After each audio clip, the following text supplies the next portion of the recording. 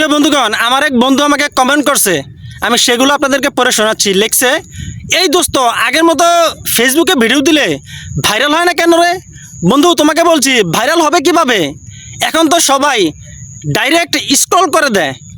আবার লিখছে, আমি তো গতকাল 10 বার নিজের ভিডিও নিজেই দেখছি, তাও 50 বার। হায় হায় বন্ধু, কামটা করছো কি?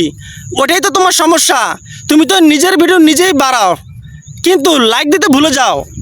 বন্ধু আরও লিখছে, মানুষ এখন ভিডিও দেখে না, শুধু রিল বানায়। তাই আমি বলি বন্ধু, আর comment nice how support please, এটাই তো এখন আসল কন্টেন্ট। বন্ধু আরও লিখছে, আগে ট্যালেন্ট ভাইরাল হতো, এখন লাগে ট্রেন্ড, লাইক ও একটু নাটক। তাই আমি বলি বন্ধু, তাহলে চলো আমরাও একটা ঝগড়া টাইপ করে ভিডিও বানাই, কি বলো? বন্ধু লিখছে, হ্যাঁ ভাইরাল না হইলে অন্তত নিজেরাই নিজেদের ভিডিও দেখবো, হা হা হা।